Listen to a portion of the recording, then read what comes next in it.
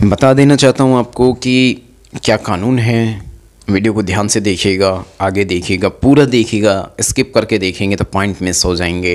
तो पॉइंट्स पे जाइए और बातों को समझिए। मैंने सारांश में कहने की कोशिश करी है। SC/ST पर नारी शक्ति परिवार की धुरी है, परिवार का केंद्र है, परिवार का संरक्षण करता है। घर के अंदर, परिवार के अंदर परिवार को दिशा देने वाला कोई और नहीं, नारी होती है।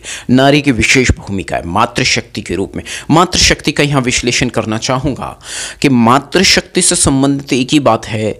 मातृशक्ति मीन्स वो शेरा दुर्गा वो वाली नहीं, काली, ये सब कुछ नहीं, वो नहीं होता, वो कभी हुआ भी नहीं है। क्योंकि तमाम किस्म की नारियों पर तमाम किस्म के जुल्म होते हैं। नारी शक्ति से एक ही मतलब है कि शक्ति मीन्स कि वो परिवार को नियंत्रित, जी हाँ, परिवार को बेहतर बनाने की कोशिश करती है।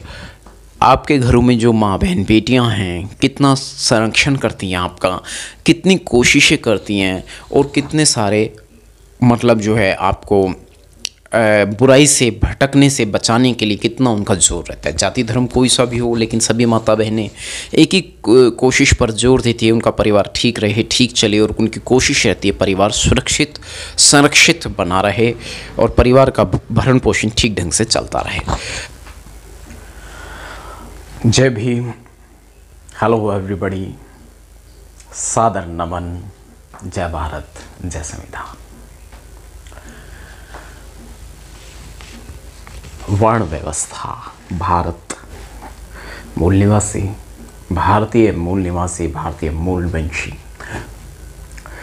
आपके ही समाज पर जुल्म हो रहे हैं तमाम किस्म के, उन जुल्मों के खिलाफ जाके बोलूँ ना मैं, है ना। SC/ST OBC माइनॉरिटीज, ये लोग कुछ भी अगर करेंगे तो समाज के हक में करेंगे, इसलिए इनको तहे दिल से जय भीम, जय भारत, जय संविधान। वर्ण व्यवस्था भारत में किस तरीके से काम करे, ये भी एक एडवोकेट साहब हैं, एडवोकेट बेनीवाल साहब, शायद एडवोकेट जगदीश बेनीवाल जी, यदि मैं नाम सही बोल रहा हूँ तो वो इस समय सुर्खियों में हैं। उनका मामला बड़ा केंद्रित हो रखा है। समय, हालात, जाति व्यवस्था, वर्ण व्यवस्था। यदि हम वर्ण व्यवस्था के खिलाफ नहीं बोलेंगे, नहीं जाएंगे, तो ये हम समाज के साथ अच्छा नहीं कर रहे हैं। मीन्स बहुत ज़रूरी है उस सच्चाई को बताना जो अभी एडवोकेट बेनीवाल साहब के साथ घटित हुई, और ऐसे ही ना जाने कितने लोगों के साथ घटित होती है। ये तो एडवोकेट बेनीवाल साहब ने बता दी कि सामने आ गई बात, वरना ये नहीं आता। आमतौर पे ऐसा देखने को मिलता है। इस तरह के मामले अक्सर 100 में से 99 मामलों से ज़्यादा मामले, 100 में से 99 मामलों से ज़्यादा मामले दफन कर दिए जाते हैं। सुबह के 5:04 पर यह वीडियो मैंने स्टार्ट किया था और मनुवादी व्यवस्था में एक विशेष प्रकार का हड़कंप मच गया है। उनके दिलों में तूफान उठना शुरू हो गया है। लेकिन जब मनुवादी व्यवस्था के लोग कुछ करते हैं तो क्या हमारे 90% बताए जाने वाले लोग, टोटल पॉपुलेशन का जिनकी जनसंख्या 90% से लगभग ज़्यादा ही बताते हैं बुद्धिजीवी लोग या महान लोग, लेकिन फिर भी एक आंकड़ा फिक्स है कि 85% तो हैं ही, है ना। इस 85% के लोगों की जो पॉपुलेशन है, मतलब पूरे इंडिया में बहुजनों की संख्या, इस पर मनुवादियों का जब हमला होता है तो हमारे लोग कितना रिएक्ट करते हैं, कितना एक्शन लेते हैं उसके खिलाफ जाकर। जैसे एडवोकेट बेनीवाल साहब का मामला भी ताज़ा है। 24 फरवरी 2024 उनके साथ भारत की राजधानी दिल्ली थाना डाबड़ी, यहाँ एक प्रहार, यहीं पर बाबा साहेब डॉक्टर भीमराव अंबेडकर का एक सर्कल बना हुआ है। वहीं पे बुद्धिज़्म का धम कारवां चलता है। एवरी वीक बाबा साहेब का मिशन एंड मूवमेंट होता है और हमारे समाज के भी काफ़ी लोग यहाँ पे सक्रिय हैं। सभी वर्ग के अपने समाज में, जैसे कोई किस डिपार्टमेंट में, कोई किस डिपार्टमेंट में, छोटे बड़े, गरीब अमीर, सभी प्रकार के लोग यहाँ पे, सभी कैटेगरी से जो बाबा साहेब की मिशन एंड मूवमेंट और धम्म कारवां में एक्टिव हैं, वो लोग सभी यहाँ इकट्ठे होते हैं। समाज का एक मतलब प्रोसीजर चलता है, समाज को बेहतर बनाने के लिए, अच्छी दिशा देने के लिए दिशा निर्देश चलते हैं। लेकिन ऐसे में एडवोकेट बेनीवाल साहब का मामला क्या सभी संगठनों ने उठाने की कोशिश करी? क्या सभी संगठनों में इस बात की एक हलचल है कि एडवोकेट बेनीवाल साहब के साथ में ये क्राइम हो गया और उस पर हमारा सबका बोलना ही नहीं, इसके खिलाफ जाना बहुत ज़्यादा ज़रूरी है? धनंजय प्रताप सिंह नाम का एक पुलिस वाला है, किस पोस्ट पे है? शायद एसएचओ धनंजय प्रताप सिंह की देख रेख में इस मामले को, और वो खुद शामिल है इस अपराध में, वारदात को अंजाम दिया जाता। क्या इसे कानून नहीं मालूम? इसे अंग्रेजी पढ़ने बोलने से चिढ़ है। हाँ, इसे अंग्रेजी से बहुत ज़्यादा चिढ़ है। तो ऐसा करते हैं कि सबको ही मतलब इंग्लिश ज़्यादा सिखा देते हैं। ये इंडिया में ये कोई पहली बार नहीं हो रही हैं, ये सब चीज़ें अक्सर होती आई हैं। कहने का मतलब ये है यहाँ की जो वर्ण व्यवस्था है, जाति व्यवस्था और यहाँ का पुलिस प्रशासन। मेरे तो सुनने में ये भी आया है कि धनंजय प्रताप सिंह थाना छोड़कर भाग गया था जब उसको पुलिस गिरफ्तार करने पहुंची। अब इस बात में कितना सच कितना झूठ पे तो जरूर जाएंगे आप, लेकिन इस बात पे कितने जाएंगे आप कि एडवोकेट बेनीवाल साहब के ऊपर जो हमला करने वाला था, जिसका ड्यूटी संरक्षण की है, जिसकी नौकरी संरक्षण की है, इन नालायकों को ये नहीं मालूम, धनंजय प्रताप सिंह को ये नहीं मालूम कानून क्या है। नौकरी भी जाएगी, पिटाई छिताई भी हो जाएगी, जेल भी जाना पड़ेगा। इसके बीवी बच्चे अब कैसे सोचेंगे? मैं तो धनंजय प्रताप सिंह की बीवी के बारे में सोचता हूँ। तो कुल मिलाकर एक बड़ा सिंसियर मामला, बड़ा सीरियस मामला है और बड़ा सेंसिटिव केस है कि यहाँ पे एक दलित महिला एडवोकेट भी थी जो कि एडवोकेट बेनीवाल साहब की जीवन संगिनी है, उन पर भी हमला हुआ और एक महिला संरक्षण खत्म हो जाता है यहाँ पर कि थाने के अंदर। भाई इस बात को लेकर मैं विशेष रूप से सक्रिय हूँ और मेरे विरोधी तत्वों को ये बात पता है। इसकी जाति ऊंची है तो इसका क्राइम छिप जाएगा। ये पुलिस की वर्दी जो कोई है ना, लोहे की नहीं बनी हुई है। क्या है? पुलिस की वर्दी लोहे की नहीं बनी हुई है, ये एक मेटल की नहीं है, नॉन मेटल की, कपड़े की है ना।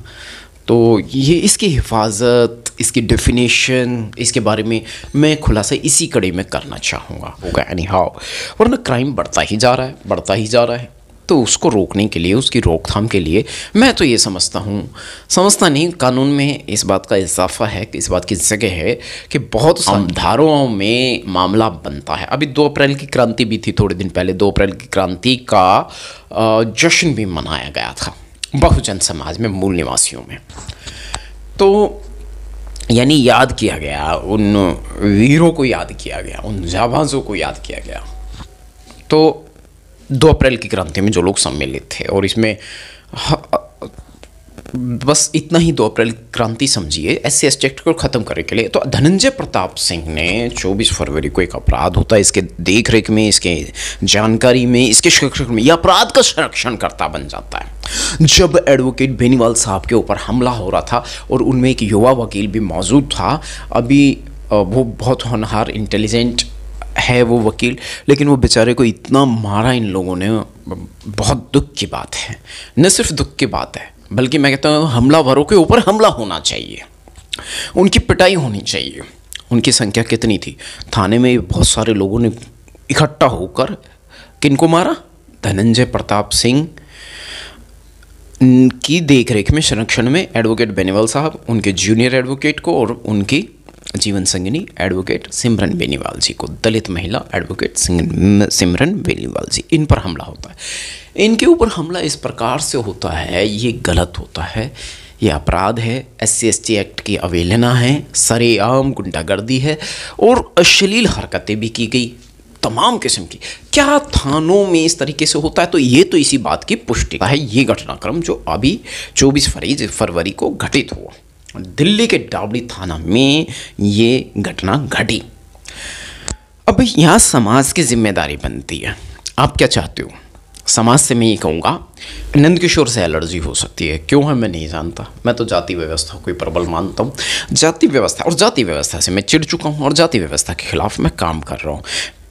तो यहाँ पे अब आप समाज की जिम्मेदारी बनती कि इस मामले को मीडिया में उछाले, ढंग से उछाले, तबीयत से। हमारा मुद्दा है SC ST पर होने वाले क्राइम के अगेंस्ट जाना, variations of crime on SC ST। जाति व्यवस्था विभिन्न स्तरों पर भारत में SC ST के लोगों पर क्राइम होता है, जुल्म होता है। बस तो OBC भी नहीं है, लेकिन उन्हें थोड़ा बस उन पर ये मान लो उनको उन पे भी होता है, जुल्म होता है और बहुत बड़ा जुल्म होता है, बहुत तरीक़ों से होता है। तो मैंने तो OBC समाज पे भी होने वाले जुल्मों के बहुत सारी क्रिमिनल रिपोर्टिंग करी है, मतलब उनके ऊपर जो क्राइम होता है उसको अपने मीडिया में, सोशल मीडिया में दिखाया है। खैर, तो ये जो जाति व्यवस्था है ये कोई अच्छी बात नहीं है, अच्छी चीज़ नहीं है जो हम और हमारे लोग इसको सहेज के रखे हुए नहीं ना। तो क्यों ना मिलके धनंजय प्रताप सिंह की या तो गिरफ्तारी हो या इसकी पिटाई छिताई हो, दो में से एक काम होना चाहिए। कुछ भी समझ लो भैया, जब धनंजय प्रताप सिंह के खिलाफ FIR दर्ज नहीं हो सकती, कानूनी एक्शन नहीं बन सकता, और आज काफ़ी समय हो गया है, अभी क्या स्थिति है, मामले को यहाँ पे ऐड किया जाएगा, एडवोकेट बेनीवाल साहब से बात की जाएगी आज, और जैसे ही उनसे बात हो जाती है तो क्या किस हाल में, अभी 2 दिन पहले तक तो वो पहुँचे नहीं थे किसी रिजल्ट तक, वहीं के वहीं है मामला। इसी प्रकार से बहुत सारे मुद्दे, बहुत सारे क्राइम, बहुत सारी महिलाओं पर क्राइम होता है, तमाम किस्म का, महिलाओं पे, लड़कियों पे। मैं इस चीज़ का बहुत ज़्यादा विरोधी हूँ, आज से नहीं बचपन से। एक लड़की से, एक महिला से, एक जेंट्स पुलिस वाला बात करने का अधिकार ही नहीं रखता। भारत की राजधानी दिल्ली में महिला कोर्ट जहाँ पर है, वहाँ पे जेंट्स पुलिस वालों का महिला जजेस के ऊपर मैंने दबदबा देखा है, खौफ देखा है। एक पुराने ज़माने में, आज से 20-30 साल पहले, पुलिस वालों को ठुल्ला कहते हैं, ठुल्ला टाइप का भी पुलिस वाला जो है उस महिला जज को, मजिस्ट्रेट को मैंने डराते देखा है। वो लड़की सी होती है, उसकी 30-35 साल उम्र होती है, 30-40 साल उम्र होती है। अब लड़की है तो जाहिर सी बात है, लड़की तो लड़की जैसी ही दिखेगी, यानी महिला महिला जैसी दिखेगी। तो उसको मातृशक्ति के रूप में ना देख के, मातृशक्ति इस शब्द पे भी थोड़ा सा विश्लेषण करना जरूरी, क्योंकि हमारा समाज बहका, भटका और गुमराह समाज है। तो इसको गुमराह कौन कर देता है? RSS के गुंडे, RSS के लोग बहुत जल्दी इसको गुमराह कर देते हैं। उस पर बाद में जाऊंगा, बुरा मत मानना। देखिएगा, मैं आप समाज को नमन करता हूँ। यही वो समाज है जो राजा को भिखारी और भिखारी को राजा बना देता है। इसीलिए तो मोदी सत्ता में, ठीक है ना। तो कहने का मतलब है कि इस बात में, इस मुद्दे पे मैं बाद में जाऊंगा, पहले हम जाते हैं उस मुद्दे पर। तो बेसिकली मुद्दा ये है कि SC ST की नारी पर क्राइम, थाने के अंदर उनके साथ मारपीट, बदतमीजी, दुस्साहस पुलिस वालों द्वारा। ट्रैफिक पुलिस वाले लड़कियों की 2 व्हीलर्स को रोक लेते हैं, उनकी कार रोक लेते हैं, या जिस कार में महिलाएं बैठी होती हैं उस कार पर पुलिस वाले अपना एक दबदबा रखते हैं। उनके अंदर एक अपोजिट के प्रति एक विशेष प्रकार का नेगेटिव आकर्षण होता है। ये अपराध है, ये गैर कानूनी है, ये लिंग भेद हो गया। अब महिला को डराने धमकाने के लिए, तो ये बात इसलिए कही है कि ऐसा जो सोसाइटी में हो रहा है, मैंने उसको कहा, बताया है, मैं ये नहीं कह रहा। महिला सब्जेक्ट ये है, महिला पर क्राइम। अब जानबूझ करके उस लड़की को रोक लिया जाता है, जिस 2 व्हीलर पे, या तो लड़की खुद ड्राइव कर रही हो, कार, 2 व्हीलर, सिर्फ इनके दिमाग में मतलब उसको सताने की, उसको अपने नियंत्रण में लेने की, और ये उसको हर तरीके से मतलब जो है परेशान करने की कोशिश करते हैं। तो ये कानून नहीं है। कानून पता है क्या है, ये बताना बहुत ज़रूरी है। वकील, सारी दुनिया के वकील इस बात को अच्छी तरह जानते। एक फेमिनिज्म ही बात करेगी। भारत सरकार में क्या महिला पुलिस नहीं है? भारत के जो इंडियन पुलिस डिपार्टमेंट है, क्या उसमें महिला पुलिसकर्मी नहीं होते? वही उनकी मौजूदगी ज़रूरी नहीं है। जेंट्स वाला बात ही नहीं करेगा, वो दूर रहेगा। ये कानून नहीं है तो इसको पास करवाएंगे। जेंट्स पुलिस वाले के पास कोई कानूनी अधिकार कानून की दुनिया में नहीं है कि वो महिला को छुए, महिला से बात करे, महिला के डॉक्यूमेंट चेक करे, है ही नहीं। फॉर एग्जाम्पल मैं अभी बता दूं, लाइव रिपोर्टिंग चल रही थी जाफरपुर कला थाना, वहाँ से लाइव रिपोर्टिंग करी गई 17 मार्च 2024 को। हाँ 17 मार्च।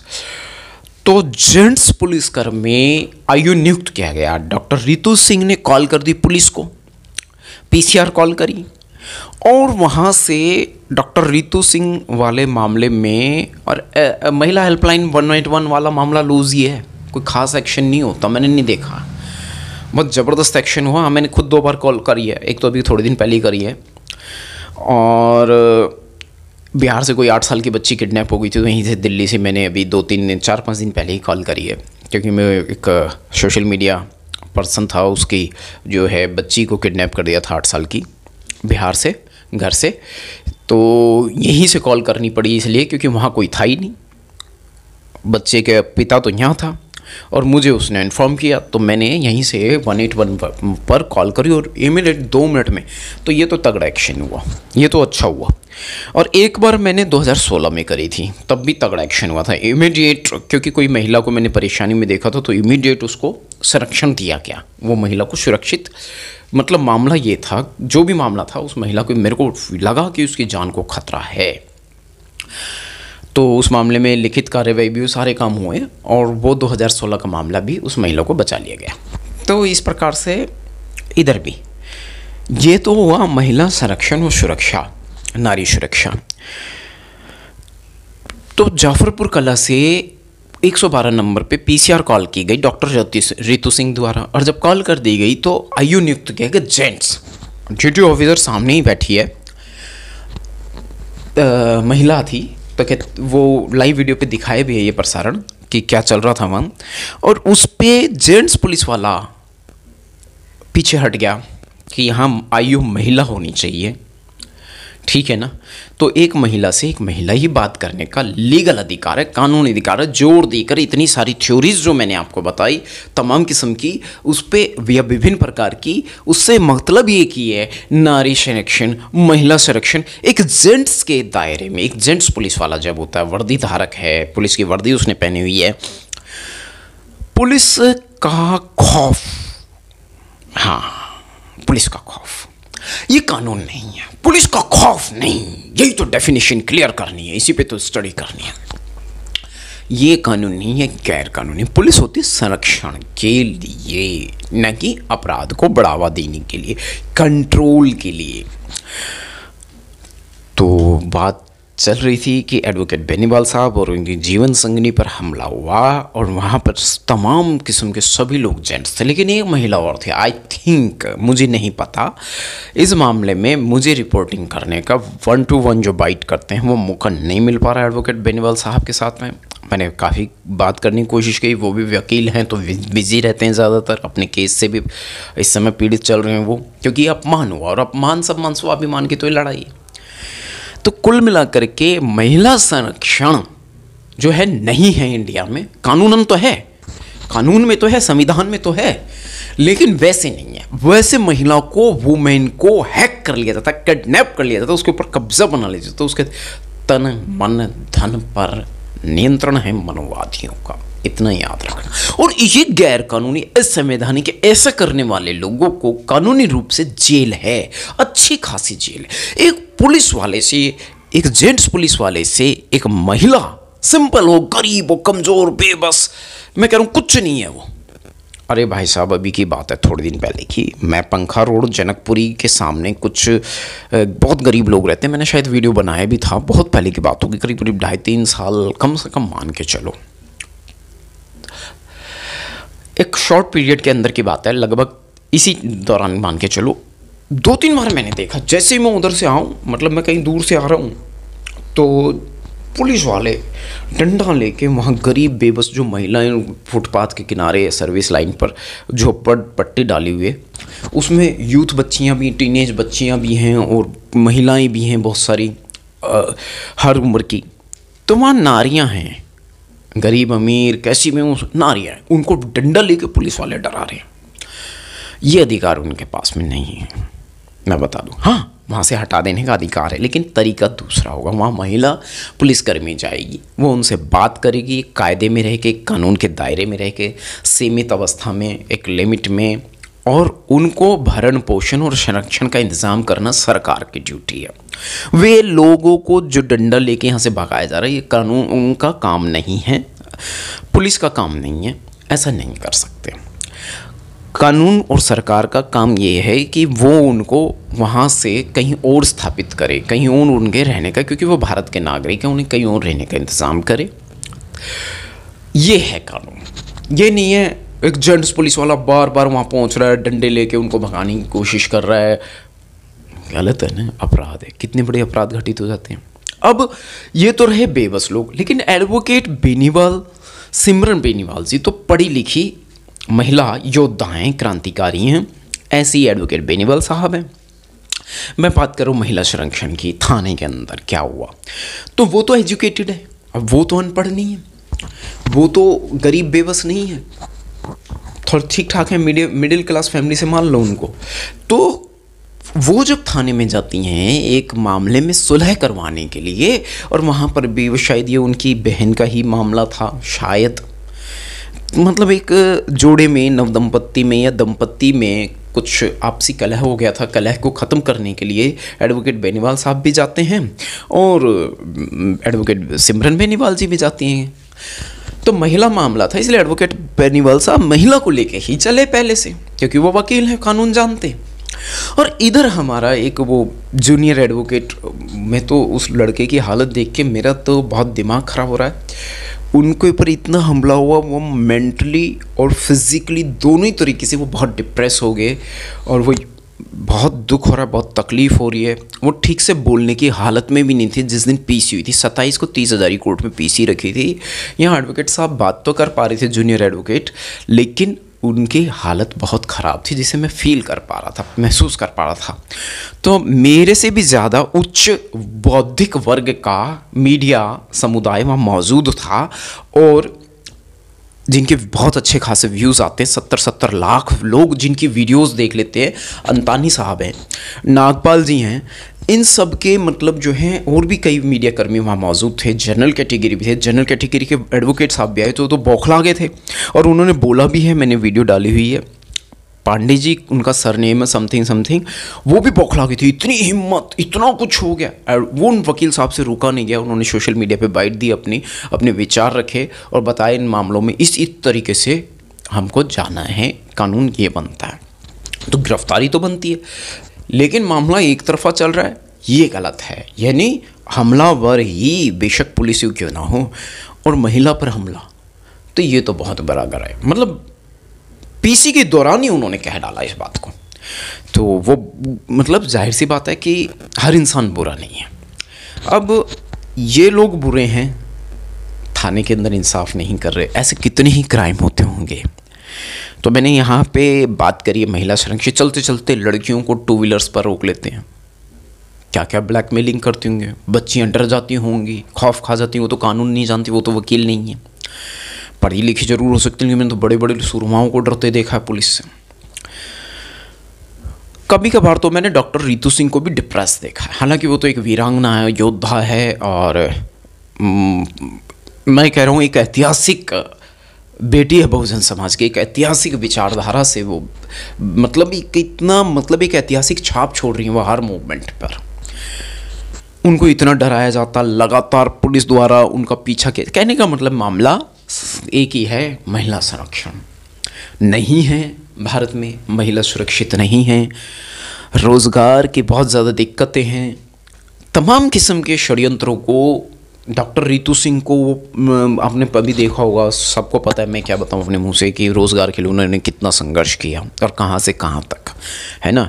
यूनिवर्सिटी से लेक्चरर होने के बाद में फिर उन्होंने पकोड़े वाली रेडी लगाई, तो उस पर भी उनको दिक्कत हो गई, उनको दिक्कत कर दी, मनुवादियों ने दिक्कत कर दी उनको, और चेज़ करते हैं कई कई घंटे तक, जबकि वहाँ महिला पुलिसकर्मी मौजूद है तो वो जेंट्स पुलिस वालों को नहीं टोक रही, नहीं पीछे हटा रही है। सेम प्रोसेस जाफरपुर कला में हुआ, लेकिन वहाँ पे वो पुलिस वाला आ गया और उसको ये कहना पड़ा कि यहाँ सिर्फ महिला से एक महिला ही बात करेगी। तो शिकायत की थी डॉक्टर रितु सिंह ने, तो महिला ही आएगी सुनने के लिए। इसी प्रकार से जब ट्रैफिक होता है, ये यातायात के जो नियम हैं उससे संबंधित यदि कोई कानूनी कार्रवाई है भी, तो एक महिला पुलिसकर्मी को ही सामने आना चाहिए, ना कि एक जेंट्स पुलिसकर्मी को, चाहे वो ट्रैफिक पुलिस से रिलेटेड हो या नॉर्मल पुलिस हो। तो ये दोनों ही अवस्था और दोनों ही वजहों पे क्राइम को उपजाना नहीं है, ख़त्म करने के लिए यहाँ मैंने इन बातों को इस रूप में रखा है, बताया है। तो बहुत सारी चीज़ें हैं और इससे रिलेटेड थ्योरी, कानून और डिटेल्स मैं आपको नेक्स्ट वीडियो में या इसी वीडियो में शामिल करके बताने की कोशिश करूँगा। कानून जो नहीं है वो हो नहीं सकता, यदि वो हो रहा है तो तानाशाही चल रही है और तानाशाही के खिलाफ जाना पड़ेगा। कानून है और धनंजय प्रताप सिंह को जेल है। 18 साल पहले मेरे खुद के निजी मामले में अजय प्रताप सिंह को भी जेल है। वेद प्रकाश ने भी इसी डावड़ी थाना में इसी केस को, इसी इंसिडेंट, इसी वारदात को अंजाम दिया था। मेरी पत्नी मंजू के ऊपर हमला किया था वेद प्रकाश ने। जी हाँ, बड़ा अटपटा माहौल था। तो मेरी पत्नी ने यही कहा था, अगर उसे पता चल गया ना तो तुझे ख़त्म कर देगा। अब ये वेद प्रकाश कहाँ छिपा हुआ है ये नहीं पता, लेकिन जिस दिन हाथ लग गया, मैं तो फिर टिट फॉर टैट वाली स्थिति में हूँ। उस वक्त 18 साल पहले 2 नन्हे मुन्ने बालक मेरी गोदी में थे और सारे मामले मेरी जानकारी से बाहर थे। फिलहाल इतना ही, क्रमशः टू बी कंटिन्यू। अब जय भीम, जय भारत, जय संविधान। कानून नहीं पता तो हम बता देंगे, सिखा देंगे और इतना मजबूर कर देंगे, कानून के दायरे में ही रहना पड़ेगा, कंट्रोल में ही रहना पड़ेगा। मेरे विषय में मेरे सामने कई पुलिस वालों को वारदात दी थी, वार्निंग दी थी कि इसके सामने मैं कंट्रोल में आऊँगा, तुम भी कंट्रोल में आ जाना, सुधर जाना, नहीं तो ये तुम्हें सुधारेगा आने वाले टाइम में। और ये 18 साल पहले की बात है। डिस्ट्रिक्ट कोर्ट के जज ने इस बात को कहा था। जज साहब का नाम बता दूं, Pankaj Gupta, additional session district court district जज, एडिशनल सेशन जज पंकज गुप्ता की अदालत में पंकज गुप्ता साहब ने ये बात कही थी, जज साहब ने बात कही थी। मैंने यहाँ बहुत सारी बातों को ठीक ढंग से कहने की कोशिश करी है, बहुजन समाज के ऊपर होने वाले जुल्मों के खिलाफ जाने की कोशिश करी है। उम्मीद करता हूँ कि आप जानकारी के लिए इस वीडियो को ज़्यादा से ज़्यादा शेयर करेंगे, क्योंकि यही वो समाज है जो बरगलाया हुआ है, बहकाया हुआ है, भटकाया हुआ समाज है, कुल मिलाकर के मनुवादियों द्वारा भटकाया हुआ समाज है। जय भीम, जय भारत, जय संविधान, जय मूल निवासी। बस ये बातें मैं बहुत दिन से कहना चाहता था।